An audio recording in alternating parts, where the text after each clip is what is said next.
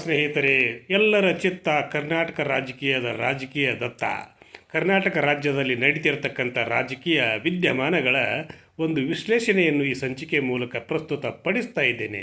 ನಿಜಕ್ಕೂ ಕೂಡ ಕರ್ನಾಟಕ ರಾಜ್ಯದ ರಾಜಕಾರಣದಲ್ಲಿ ಕಾಂಗ್ರೆಸ್ ಪಾಳೆಯದಲ್ಲಿ ಯಾವ ರೀತಿ ಸಂಚಲನಗಳು ಸೃಷ್ಟಿಸ್ತಾ ಇವೆ ಎನ್ನುವುದರ ಒಂದು ಸಮಗ್ರವಾದಂಥ ವರದಿಯನ್ನು ಈ ಮೂಲಕ ನನ್ನ ಕನ್ನಡಿಗ ಚಾನಲ್ YTಯ ಎಲ್ಲ ವೀಕ್ಷಕರಿಗೆ ತಲುಪಿಸಲಿಕ್ಕೆ ನನಗೆ ಹೆಮ್ಮೆ ಅನ್ನಿಸ್ತೈತಿ. ಜೊತೆಗೆ ಬೇಜಾರವೂ ಆಗುತ್ತದೆ, ಜೊತೆಗೆ ಕಳವಳವೂ ಉಂಟಾಗುತ್ತದೆ, ಅದರ ಜೊತೆಗೆ ಭಯವೂ ಕೂಡ ಉಂಟಾಗ್ತಾ ಇರತಕ್ಕಂಥದ್ದು ಸತ್ಯ. ಹೀಗಿರುವಾಗ ಈ ಚಟುವಟಿಕೆಗಳು, ಈ ಒಂದು ಅಲ್ಲೋಲ ಕಲ್ಲೋಲಗಳು, ತಲ್ಲನಗಳು ಹಾಗೂ ಎಲ್ಲ ರಾಜಕೀಯ ವಿದ್ಯಮಾನಗಳನ್ನು ಗಮನಿಸಿದಾಗ ಆಗುವಂಥ ವಿಚಾರಗಳನ್ನು ಕೂಡ ಅವಲೋಕನ ಮಾಡಿದಾಗ ಎಂಥವರಿಗಾದರೂ ಕೂಡ ಒಂದು ರೀತಿಯ ಸಂಕುಚಿತ ಮನೋಭಾವವೂ ಕೂಡ ರಾಜಕಾರಣಿಗಳ ಮೇಲೆ ರಾಜಕಾರಣದ ಮೇಲೆ ಉಂಟಾಗ್ತವೆ ಇವೇನು ಅನ್ನುವಂಥ ಭಾವನೆಗಳು ಉಂಟಾಗಲಿಕ್ಕೆ ಸಾಧ್ಯ. ಹೀಗಿರುವಾಗ ಇವತ್ತಿನ ಈ ರಾಜಕೀಯ ಚಟುವಟಿಕೆಗಳ ವರದಿಯನ್ನು ಈ ಮೂಲಕ ನಿಮಗೆ ನಾನು ತಲುಪಿಸಲಿಕ್ಕೆ ಬಯಸಿದ್ದೇನೆ. ನಿಜಕ್ಕೂ ಕೂಡ ಇದು ಒಂದು ಅತಿ ಅವಶ್ಯಕವಾಗಿರ್ತಕ್ಕಂಥ ರಾಜಕೀಯ ಕ್ಷೇತ್ರದಲ್ಲಿ ಹಾಗೂ ನಮ್ಮ ರಾಜ್ಯದಲ್ಲಿ ನಡೀತಿರತಕ್ಕಂಥ ರಾಜಕೀಯ ಬೆಳವಣಿಗೆಗಳನ್ನು ತಿಳಿದುಕೊಳ್ಳುವ ಒಂದು ವಿಚಾರವಾಗಿ ನಾಡಿನ ಸಮಸ್ತ ಜನತೆಗೆ ಈ ಸಂಚಿಕೆಯನ್ನು ಅರ್ಪಿಸ್ತಾ ಇದ್ದೇನೆ. ನಾ ಕೊಡೆ ನೀ ಬಿಡೆ ಅನ್ನುವಂಥ ವಾತಾವರಣ ರಾಜಕೀಯ ವಲಯಗಳಲ್ಲಿ ಕೇಳಿ ಬರ್ತಾ ಇದೆ. ಕರ್ನಾಟಕದ ಮೂಲೆಗಳಲ್ಲಿಯೂ ಪ್ರತಿಧ್ವನಿಸ್ತಾ ಇದೆ. ಹೀಗಿರುವಾಗ ಈ ಒಂದು ವಿಚಾರವಾಗಿ ನಾವು ಏನು ತಿಳ್ಕೊಳ್ಬೇಕು, ಯಾವ ರೀತಿ ಅರ್ಥೈಸ್ಕೊಳ್ಬೇಕು, ಇವರನ್ನು ಯಾವ ರೀತಿ ನಂಬಬೇಕು, ಇವರು ಹೇಳ್ತಿರ್ತಕ್ಕಂಥ ಮಾತುಗಳು ಸತ್ಯವೇ ಅಥವಾ ಮಿಥ್ಯವೇ ಅನ್ನುವಂಥ ಭಾವನೆಗಳು ಕೂಡ ಜನರ ಮನದಲ್ಲಿ ಮೂಡ್ತಾ ಇರೋದು ಕೂಡ ಸ್ವಾಭಾವಿಕ. ಹೀಗಿರುವಾಗ ಈ ಒಂದು ವಿಚಾರವನ್ನು ನಾನು ಯಾವತ್ತೂ ಕೂಡ ಈ ಒಂದು ಸಂಚಿಕೆಯ ಮೂಲಕ ಹೇಳಲಿಕ್ಕೆ ಬಯಸಿದ್ದೇನೆ ಅನ್ನುವಂಥ ವಿಚಾರವನ್ನು ಕೂಡ ನಾನು ಮಾಡಿದ್ದಿಲ್ಲ. ಆದರೆ ಇವತ್ತಿನ ಘಟನಾವಳಿಗಳನ್ನು ನೋಡಿದಾಗ ಈ ಒಂದು ಸಂಚಿಕೆಯನ್ನು ಮಾಡಲೇಬೇಕು ಅನ್ನುವಂಥ ಹಠಕ್ಕೆ ಬಿದ್ದು ಈ ಸಂಚಿಕೆಯನ್ನು ಮಾಡ್ತಾ ಇದ್ದೇನೆ.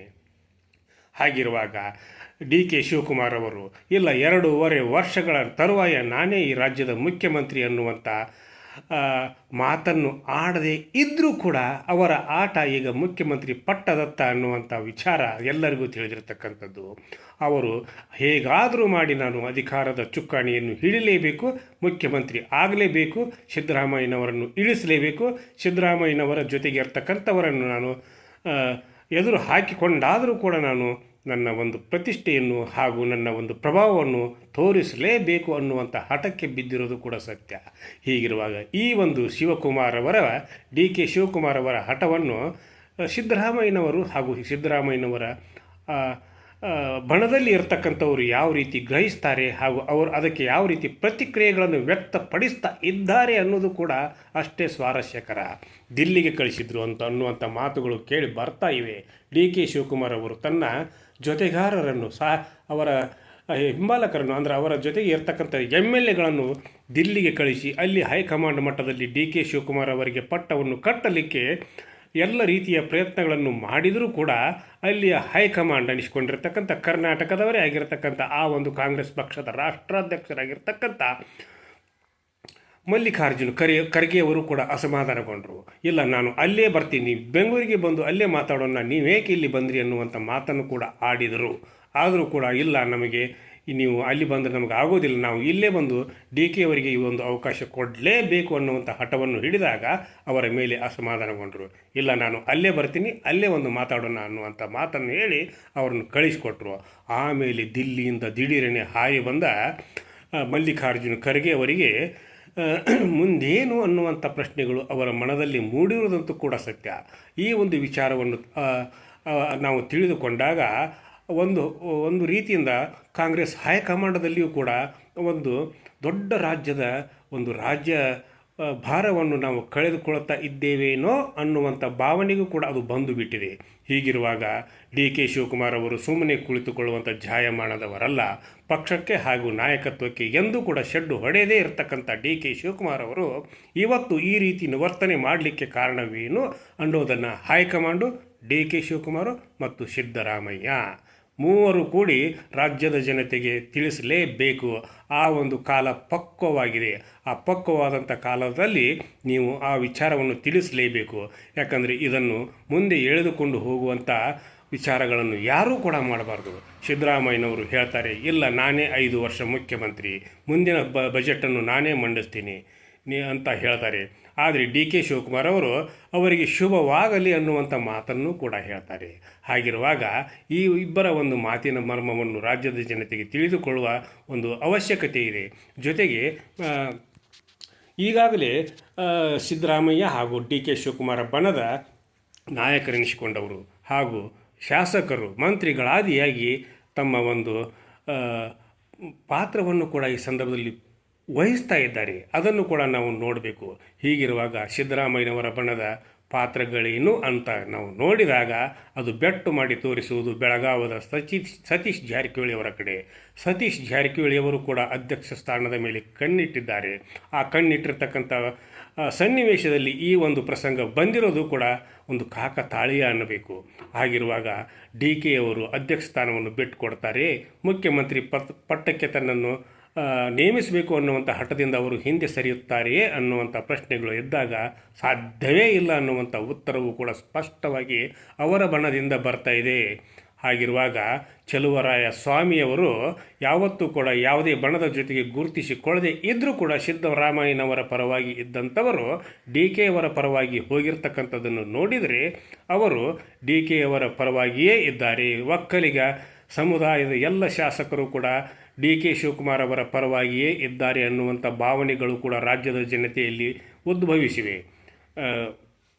ಹಾಗಿರುವಾಗ ಈ ಒಂದು ಪ್ರಸಂಗವನ್ನು, ಈ ಒಂದು ಸನ್ನಿವೇಶವನ್ನು ಸಿದ್ದರಾಮಯ್ಯನವರು ಯಾವ ರೀತಿ ಅರ್ಥೈಸ್ಕೊಳ್ತಾರೆ ಅನ್ನುವಂಥ ವಿಚಾರಗಳನ್ನು ಅರಿತಾಗ ಹಾಗೂ ಅವರ ಭಾವನೆಗಳನ್ನು ನಾವು ತಿಳಿದುಕೊಳ್ಳಲಿಕ್ಕೆ ಪ್ರಯತ್ನ ಮಾಡಿದಾಗ ಸಿದ್ದರಾಮಯ್ಯನವರೇನು ಅಷ್ಟೊಂದು ಸರಳವಾಗಿ ಅಧಿಕಾರವನ್ನು ಬಿಟ್ಟು ಕೊಡುವಂಥ ಯಾವತ್ತೂ ಮನಸ್ಸು ಮಾಡಿಲ್ಲ ಅನ್ನುವಂಥ ಒಂದು ಉತ್ತರ ಅವರ ಬಾಯಿಂದಲೇ ಬರ್ತಾ ಇದೆ. ಹೀಗಿರುವಾಗ ಡಿ ಕೆ ಶಿವಕುಮಾರ್ ಅವರು ಪರಪ್ಪನ ಅಗ್ರಹಾರ ಜೈಲಿಗೂ ಕೂಡ ಹೋಗಿ ಅಲ್ಲಿ ಇರತಕ್ಕಂಥ ಪಪ್ಪಿ ಹಾಗೂ ವಿನಯ್ ಕುಮಾರ್ ಕುಲಕರ್ಣಿಯವರನ್ನು ಕೂಡ ಭೇಟಿಯಾಗಿ ಅವರ ಬೆಂಬಲಕ್ಕೆ ಅವರನ್ನು ಕೇಳಿಕೊಂಡಿರ್ತಕ್ಕಂಥ ವಿಚಾರಗಳು ಕೂಡ ಹೊರಬೀಳ್ತಾ ಇವೆ. ಜೈಲಿನಲ್ಲಿ ಇರ್ತಕ್ಕಂಥ ಶಾಸಕರನ್ನು ಕೂಡ ಡಿ ಕೆ ಶಿವಕುಮಾರ್ ಅವರು ಬಿಟ್ಟಿಲ್ಲ, ಅದನ್ನು ಕೂಡ ಅರ್ಥ ಮಾಡಿಕೊಳ್ಬೇಕು. ಹಾಗಿರುವಾಗ ಅವರ ಒಂದು ಜೊತೆಗೆ ಇರ್ತಕ್ಕಂಥ ಶಾಸಕರ ಸಂಖ್ಯೆ ಎಷ್ಟು ಅನ್ನುವಂಥ ಪ್ರಶ್ನೆಗಳು ಉದ್ಭವವಾದಾಗ ಯಾವ ಕಡೆ ಅಧಿಕಾರದ ಒಂದು ಚುಕ್ಕಾಣಿ ವಾಲುತ್ತದೆಯೋ ಆ ಕಡೆ ಶಾಸಕರ ಬೆಂಬಲ ಇದೆ ಅನ್ನುವಂಥ ವಾತಾವರಣವು ಕೂಡ ಇತಿಹಾಸದ ಪುಟಗಳಿಂದ ತಿಳಿದುಕೊಳ್ಳಬಹುದು. ಹೀಗಿರುವಾಗ ಈ ಒಂದು ಪ್ರಸಂಗದಲ್ಲಿ ರಾಷ್ಟ್ರದ ಕಾಂಗ್ರೆಸ್ ಪಕ್ಷದ ಹೈಕಮಾಂಡ್ ಎನಿಸಿಕೊಂಡಿರ್ತಕ್ಕಂಥ ರಾಹುಲ್ ಗಾಂಧಿಯವರು ಈ ಒಂದು ನಿಟ್ಟಿನಲ್ಲಿ ತಾವು ಯಾವ ರೀತಿಯ ಒಂದು ದಾಳಗಳನ್ನು ಉರುಳಿಸುತ್ತಾರೆ ಅನ್ನುವಂಥ ಭಾವನೆಗಳು ಕೂಡ ಕಾಂಗ್ರೆಸ್ ವಲಯದಲ್ಲಿ ಉದ್ಭವಿಸಿವೆ. ಆ ಒಂದು ಉದ್ಭವಿಸಿರ್ತಕ್ಕಂಥ ಪ್ರಶ್ನಾರ್ಥಕ ಚಿಹ್ನೆಗಳನ್ನು ಹಾಗೂ ಭಾವನೆಗಳನ್ನು ರಾಹುಲ್ ಗಾಂಧಿಯವರು ಅರ್ಥ ಮಾಡಿಕೊಳ್ತಾರೆಯೇ ಅಥವಾ ಅದನ್ನು ಅವರು ಹಾಗೆ ಸಲೀಸಾಗಿ ಏನೂ ಆಗೋದಿಲ್ಲ ಬಿಡು ಅನ್ನುವಂಥ ಒಂದು ಮನೋಭಾವನೆಗೆ ಬರ್ತಾರೆ ಅನ್ನುವಂಥದ್ದನ್ನು ಕೂಡ ಕಾದು ನೋಡಬೇಕಾಗಿರ್ತಕ್ಕಂಥದ್ದು. ಆದರೆ ಆ ಒಂದು ಹಂತ ಈಗಾಗಲೇ ಮುಗಿದು ಹೋಗಿದೆ. ಈ ನಿಟ್ಟಿನಲ್ಲಿ ಕಾಂಗ್ರೆಸ್ ಪಕ್ಷಕ್ಕೆ, ಅದರ ಹೈಕಮಾಂಡ್ಗೆ, ಜೊತೆಗೆ ಡಿ ಕೆ ಶಿವಕುಮಾರ್ ಹಾಗೂ ಸಿದ್ದರಾಮಯ್ಯ ಈ ಮೂವರಲ್ಲಿಯೂ ಕೂಡ ಈಗ ನಾವು ಕೇಳ್ಕೊಳ್ಳೋದೇನೆಂದರೆ, ಕರ್ನಾಟಕದ ಜನತೆ ಕೇಳ್ಕೊಳ್ಳೋದೇನೆಂದರೆ, ನಿಮ್ಮ ಮೂವರಲ್ಲಿ ನಡೆದಿರತಕ್ಕಂಥ 2.5 ವರ್ಷದ ಮಾತುಕತೆಗಳು ಸತ್ಯವೇ ಅನ್ನುವಂಥ ಸತ್ಯವನ್ನು ತಿಳಿದುಕೊಳ್ಳಲಿಕ್ಕೆ ರಾಜ್ಯದ ಜನತೆ ಬಯಸಿದ್ದಾರೆ.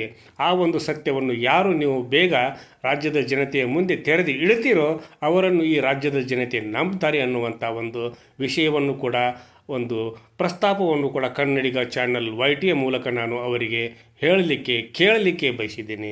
ಹೀಗಿರುವಾಗ ಈ ಒಂದು ಪ್ರಸಂಗದಲ್ಲಿ ಅವರು ನಡೆದುಕೊಳ್ತಿರ್ತಕ್ಕಂಥ ರೀತಿ, ಅವರು ಆಡ್ತಿರ್ತಕ್ಕಂಥ ಆಟ, ಅವರು ಮಾಡ್ತಿರ್ತಕ್ಕಂಥ ಕೆಲಸಗಳನ್ನು ನೋಡಿದರೆ ಈ ಒಂದು ವಿಷಯವಾಗಿ ಈಗ ಇಲ್ಲಿ ನಡೆದಿರ್ತಕ್ಕಂಥ ನಾಟಕ ಇನ್ನೂ ಹಲವಾರು ದಿನ ಮುಂದೂಡಬಹುದು ಅನ್ನುವಂಥ ಪ್ರಶ್ನೆಗಳು ಕೂಡ ಉದ್ಭವವಾದಾಗ ಅದಕ್ಕೆ ಉತ್ತರವು ಕೂಡ ಅಷ್ಟೇ ಹೌದು ಅನ್ನುವುದನ್ನು ಕೂಡ ಈ ಸಂದರ್ಭದಲ್ಲಿ ನಾನು ಹೇಳಲಿಕ್ಕೆ ಬಯಸಿದ್ದೀನಿ.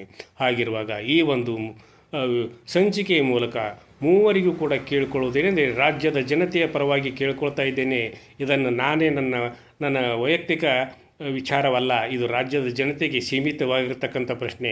ನಿಮ್ಮ ಮೂವರಲ್ಲಿ ನಡೆದಿರ್ತಕ್ಕಂಥ ಮಾತುಕತೆಗಳೇನು ಅನ್ನೋದನ್ನು ರಾಜ್ಯದ ಜನತೆ ಬಯಸಿದ್ದಾರೆ, ಅದನ್ನು ತಿಳಿಸ್ಕೊಡ್ರಿ.